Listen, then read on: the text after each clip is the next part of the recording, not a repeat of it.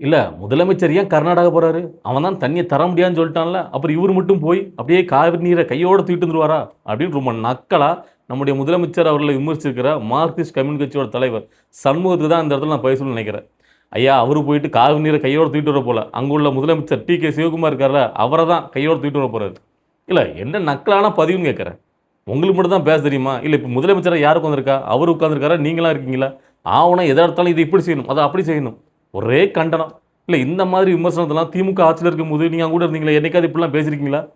உங்களுக்கு ஒரு மரியாதை குடுத்து வச்சிருந்தா, அந்த மரியாதைய காப்பாத்திக்கிடுங்க. அவருக்கு தெரியும். எங்க எப்ப போணும், என்ன பண்ணணும் அப்டின்ட்டு. நீங்கலாம் உட்கார்ந்து அட்வைஸ் பண்ற அளவுல அவர் இல்ல.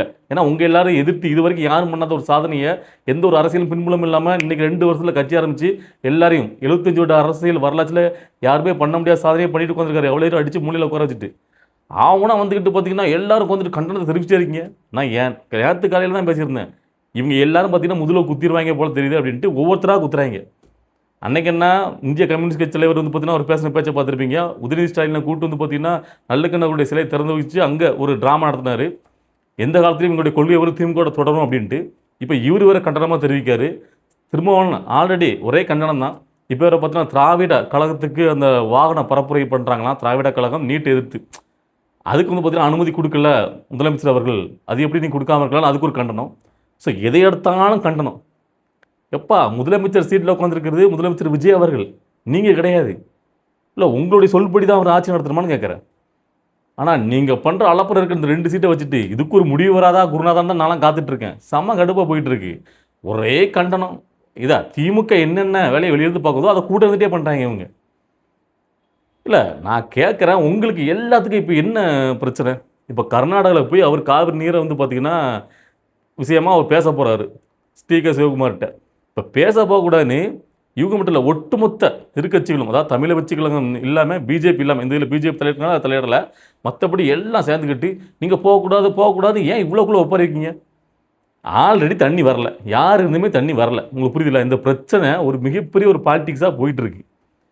அப்படிங்கும்போது உச்சநீதிமன்றமே சொல்லி கர்நாடகாக்காரன் தண்ணி குடுக்கல. இப்ப நீங்க மட்டும் போய் தண்ணிய வாங்கிட்டு வந்துருவீங்களா? அப்படி தானே உங்களுடைய பார்வையா இருக்கு. சரி, இப்போ அவங்க போகாம அவர் இருந்தாலும் தண்ணி வரல, தண்ணி பிரச்சனை இருக்குது. ஆல்ரெடி இருந்து தானே இருக்கு. ரொம்ப காலமா இருந்து தானே இருக்கு. இது வந்து முதலமைச்சர் விஜய் அவர்கள் இந்த 2026 மே 10ஆம் தேதி ஆட்சி அமைச்சதுக்கு அப்புறம் இந்த மேகதாது அணை கட்ட போறேன். இந்த காவிரி நீர் பிரச்சனைங்கிறது அப்ப இருந்து வரலல்ல. ஆல்ரெடி இருந்தா இருந்துட்டு இருக்குது. இதற்கு எந்த ஒரு சொல்யூஷனுமே இல்லல்ல. இவரு ஒரு ஸ்டெப்பு. நான் வந்து முன்னாடி எடுத்து வைக்கேன். நான் ஒரு பேச்சுவார்த்தை நடத்துறேங்கிறாரு. ஏன் அதில உங்களுக்கு என்ன பிரச்சனை? இப்ப பேச்சுவார்த்தை நடத்தல தோல்வி அடைஞ்சது. அதனால இப்ப என்ன பெரிய பாதிப்பாயிரும் நினைக்கிறீங்க? அதாவது இங்க வந்து பார்த்தீங்கன்னா, நம்ம வந்து கோர்ட்ல கேஸ் நடத்திட்டு இருக்கோம். அது வந்து வழிவிழந்து போயிரும். அப்படி இப்படின்னு. அப்படிலாம் ஒண்ணும் நடக்காது. நெறைய பேர் அத சொல்லிட்டு காத்துட்டு கிடக்காங்க. அப்படிலாம் ஒண்ணும் நடக்காது. ஒருத்தர் வந்து புதுசா நான் ட்ரை பண்றேங்கிறாரு. நான் ஒரு பேச்சுவார்த்தை நடத்துறேங்கிறாரு. நடத்தி தான் பார்க்கட்டுமே. நீங்க காலங்காலமா இருந்து ஒண்ணும் கிழிக்க முடியலல்ல. அந்த பிரச்சனைக்கு ஏதாவது சொல்யூஷன் கண்டுபிடிச்சீங்களா இதுவரைக்கும்? அத வச்சு ஒரு அரசியல் தானே பண்ணிட்டு இருக்கீங்க. மேல இருக்கிற மத்தியில ஆள்ற கட்சியும் சரி, மாநில ஆள்ற கட்சி இதுவரைக்கும் அத வச்சு ஒரு பயங்கரமான ஒரு அரசியல் தானே நடந்துட்டு இருக்கு. எப்படி தமிழ்நாட்டுல சாதி, மத அரசியல் நடக்குதோ, அதே மாரி காவிரி நீர் பிரச்சனையும் கர்நாடகா, தமிழ்நாடுக்கு இடையில வந்து மிகப்பெரிய ஒரு பிரச்சனையா போயிட்டு இருக்கு காலங்காலமா. ஏன் அவர் புதுசா ஒரு மாற்றணும் வந்திருக்காரு. நாங்க அவர ஓட்டு போட்டு தேர்ந்தெடுத்து வச்சிருக்கோம். அவரும் ஒரு முயற்சி பண்றாரு. முயற்சி பண்ணும்போதே அது போகக்கூடாது. என்னன்னு கேட்டீங்கன்னா, அது சக்சஸ்ஃபுல்லா பண்ணிட்டாருன்னு வச்சுக்கங்களேன். ஒன்ஸ் முதலமைச்சர் விஜய் அவர்கள் பேச்சுவார்த்தை நடத்தி காவிரி நீரை இங்க வர வச்சுட்டாருன்னு வச்சுக்கங்களேன். இவனுக்கெல்லாம் மூஞ்சி செத்து போயிரும். ஏன்னு கேட்டீங்கன்னா, ஏன்னா இது ஒரு மிகப்பெரிய இஷ்யூ. இவ்ளோ நாளா யாராலயும் தீர்க்க முடியாத ஒரு பிரச்சனை. அதான் முதலமைச்சர் விஜய் அவர்கள் ஆட்சிக்கு வந்து அவர் தீர்த்துட்டாரு அப்படின்னா, அது ஒரு மிகப்பெரிய ஒரு பேராயிரும். வரலாற்றிலேயே காலத்தால அழிக்க முடியாத அளவுக்கு முதலமைச்சர் விஜய் அவர்களுடைய பேர் பொன்னெழுத்துக்களால் பொறிக்கப்படும் அளவுக்கு வந்துரும். அதனால இவங்களுக்கெல்லாம் வந்து பார்த்தீங்கன்னா, அந்த பேர முதலமைச்சர் விஜய் வாங்கிடக்கூடாது அப்படின்னுக்காண்டி தான் அவ்வளோ கதறல். இல்ல நீங்க போகக்கூடாது. நீங்க போனா அது அப்படி ஆயிரும். நம்ம தான் கோர்ட்ல கேஸ் போட்டுருக்கோம்ல. அவன் தான் மத்திய அரசு உச்சநீதிமன்றம் கொடுத்த தீர்ப்பை மதிக்காம தானே இருந்துட்டு இருக்கான். ஸோ அதுக்கப்புறம் அவரு பேசி தீர்க்க முடியாத பிரச்சனைங்க ஒண்ணும் கிடையவே கிடையாது. ஐநா சபையிலேயே எல்லா பிரச்சனையும் இல்ல பல்வேறு நாடுகளையும் கூட்டு வச்சு போரே நிப்பாட்டுறான் பேசி. இங்க வந்து காவிரி நீரை வாங்க முடியாதா? இப்போ வந்து முதலமைச்சர் விஜய் அவர்கள் இன்னைக்கு தான் முடிவெடுக்க போறாரு. நான் வந்துட்டு அங்க கர்நாடகா போறேன். ஏன்னா இங்க எல்லாரும் இருக்கும்போது இவரு முடிவெடுக்க இன்னைக்கு கூட்டத்தெல்லாம் கூட்டியிருக்காரு. இன்னைக்கு முடிவெடுப்பார். நான் என்ன சொல்றேன்னு கேட்டீங்கன்னா, அவரு என்ன முடிவெடுக்காரோ, அவரு இவ்வளோ நாளா வந்து பார்த்தீங்கன்னா, அவருக்கு தெரியாத விஷயமா அந்த காவிரி நீர் பிரச்சனை எவ்வளோ ஆண்டுகளா இருக்கு. எல்லாருக்குமே தெரியும். இந்த பிரச்சனை நடந்துட்டு இருக்குது. ஸோ அவர் முதலமைச்சரா வந்திருக்காரு. அவரும் ஒரு முயற்சி பண்ணி பார்க்குறேங்கிறார். பண்ணி பார்க்கட்டுமே. அது ஜெயிச்சா நல்லது தானே.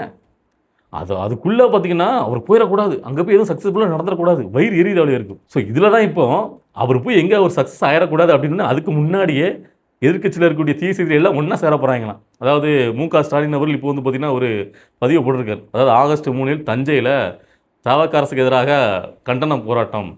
அதுக்கு வந்து எல்லா கட்சிகளும் ஒருமித்த கட்சிகள், அதாவது விவசாயிகள் நலனை பாதுகாக்கிறதுக்காக நம்ம எல்லாரும் ஒன்றா சேரணும். இவர் வந்து இதுவரைக்கும் எந்த ஒரு ஆக்ஷனும் எடுக்கல காவிரி நீர் பிரச்சனை தீர்த்து வைக்கிறதுக்கு. அது அப்படியே தான் இருக்குது. இவர் ஆட்சி வந்ததுக்கப்புறம் தான் அவங்க கர்நாடகா வந்து பார்த்தீங்கன்னா தீவிரம் காட்டுறாங்க மேகதாதுனை கெட்டதில்லை. யார் சொல்கிறது? மு.க. ஸ்டாலின் அவர்கள். அதாவது நீங்கள் இப்போ எல்லா கட்சியும் ஒன்றா சேர்ந்துருவீங்க, அதில் ஒன்றும் பிரச்சனை கிடையாது, நீங்கள் சொன்னால் வந்துடுவாங்க. இப்போ எனக்கு தெரிஞ்சு விசிக்கிலேருந்து கம்யூனிஸ்ட்லேருந்து எல்லா கட்சியும் ஒன்றா சேர்றதுக்கான வாய்ப்புகள் இருக்குது. என்டிகே எல்லாமே, பிஜேபி மட்டும் வராதுன்னு நினைக்கிறேன். மற்றபடி எல்லாருமே ஒன்று சேர்ந்துருவீங்களா? எல்லாரும் ஒரே அணியில் தானே இருக்கீங்க. ஆனால் இவர் என்ன கேட்டிங்கன்னா, ஏதோ வந்து பார்த்தீங்கன்னா முதலமைச்சர் விஜய் ஆட்சிக்கு வந்ததுக்கப்புறம் தான் மேகதாதுனையை நான் கெட்ட போகிறேன்னு அவர் அறிவித்த மாதிரியும் அவங்க தீவிரம் காட்டுறாங்களா. போன 5 வருஷமாக என்னத்தை கிழிச்சிங்க நான் கேட்குறேன். உங்களால் ஒன்றும் கிழிக்க முடியல. அவங்களா பாவம் பார்த்து மழை அதிகமாக பெஞ்சனால அவங்களுக்கு அதுக்கு மேலே தண்ணி வந்துட்டு அணையில் ரொம்ப அளவுக்கு அதிகமாக வந்துட்டுனா அவங்களுக்கு உள்ளே வந்து பார்த்தீங்கன்னா பேராபத்தாக முடிஞ்சதுனால அந்த அளப்பு மட்டும் திறந்து விட்டாங்க. அதனால் தமிழ்நாட்டுக்கு தண்ணி வந்துச்சு. மற்றபடி நீங்களாம் போராடி அந்த காவிரி நீரெல்லாம் மீட்கல. நீங்களும் பிரதமர் கடிதம் போட்டுட்டு பேசாமல் தானே உட்காந்துருந்தீங்க. அதோட ஒழுங்காக போட்டிங்கன்னு தெரில. இதில் இவர் நக்கல் பண்ணுறாரு. தமிழை வச்சுக்கெல்லாம் ஒரு ஆக்ஷனும் பெருசாக எடுக்க மாட்டேக்கு விவசாயிகளுக்காக பிரதமர் கடிதம் மட்டும் எழுதிட்டுருக்காருன்னு. நீங்கள் என்ன ஸ்டெப் பண்ணீங்க? இல்லை, காவிரி நீர் விவரத்தில் இதுக்கு முன்னாடி ஆட்சியில் உட்காந்துருந்தா மு.க. ஸ்டாலின் அவர்கள் என்ன பிறகு முயற்சி எடுத்து கிழிச்சு தள்ளினார்னா எனக்கு தெரில. தெரிஞ்சவங்க சொல்லுங்கப்பா. இல்லை, நான் ஒன்று நல்லா சொல்லிக்கிறேன். அவர் கூட இருக்கிற அரசியல் கட்சியாக இருந்தாலும் சரி, அவரை எதிர்த்து எதிர்க்கக்கூடிய கட்சிகளாக இருந்தாலும் சரி, நீங்கள் நினச்ச மாதிரிலாம் அரசியலை பண்ணுறதுக்கு அவர் புதுசாக அரசியல் கட்சி ஆரம்பிச்சுட்டு வரல, வந்து முதலமைச்சர் ஆகலை. அது அவருடைய அரசியல். அவருக்கு தெரியும் எப்படி என்ன பண்ணணும் அப்படின்ட்டு. உங்களை மதித்து உங்களை கூப்பிட்டு நான் வந்து கர்நாடகாவுக்கு போய் பேச்ச நடத்தலாமா வேண்டாமான்னு அப்படி கேட்டால் தான் நீங்கள் உங்களுடைய கருத்தில் சொல்லுங்கள். அது வரைக்கும் ஏன்னா இங்கே காலங்காலமாக நாங்கள் பார்த்துட்டோம். நீங்கள் என்ன மாதிரி ஒரு அரசியலை பண்ணிகிட்ருக்கீங்க, மத்திய அரசு என்ன மாதிரி ஒரு அரசியலை பண்ணுது, இந்த காவிரி நீரை வச்சு எப்படி ஒரு அரசியல் லாபி இங்கே காலங்காலமாக நடந்துட்டுருக்கு எல்லாமே எங்களுக்கு தெரியும். அவரை மாற்றமாக தானே தேர்ந்தெடுத்துக்காங்க மக்கள். அதுக்கு அவர் ஏதாவது பண்ணுவார், ஓகேவா? இல்லை, எடுத்த உடனே முட்டுக்கட்டை எல்லாத்தையும் விமர்சனம், நக்கல், நையாண்டி, இடர்பாடு, உடனே கண்டனமாக தூக்கிட்டு வந்துடுறாங்க. கடுப்பாயிட்டு இருக்கு. சரி, ஓகே, இது ஒரு பக்கம் இருக்கட்டும். அதுக்கப்புறம் இன்னொருத்தருக்கு ஒரு பள்ளி கொடுக்க வேண்டியிருக்கு. யாருன்னு கேட்டிங்கன்னா, இந்த நாம் தமிழர் கட்சியில் வழக்கறிஞர் பாசறை பிரிவில் இருக்கக்கூடிய தீரன் திருமுருகன் அப்படிங்கிறவர் தான். இவர் யாரும் உங்களுக்கு தெரிய வாய்ப்பு இருந்திருக்காது, பார்த்துக்கிட்டுங்க. இந்த ஃபோட்டோவில் இருக்கிறது தான்.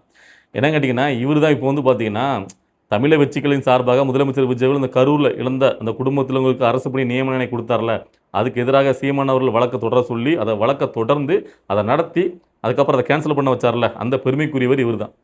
இவர் வந்து பார்த்தீங்கன்னா இப்போ திரும்பியும் வந்திருக்காரு. என்ன கேட்டிங்கன்னா, இப்போ அந்த ரத்தான ஒன்றா அதை மேல்முறையீட்டுக்காக உச்சநீதிமன்றத்துக்கு தமிழை வெற்றிகள் சார்பாக அதை அணுகியிருக்காங்க. ஸோ அதை பார்த்துட்டு தான் இந்த ஆள் வந்துக்கிட்டு இப்போ பயங்கரமாக ஒரு வீடியோ ஒன்று போட்டிருக்காரு. என்ன கேட்டிங்கன்னா, குறி வச்சா எற விழணும், எப்படி நாங்கள் தடுத்தோம் பார்த்தீங்களா, எங்களை 0-0ன்னீங்கள, நாங்கள் தான் உங்களை வந்து இப்போ 0 ஆக்கிட்டோம்.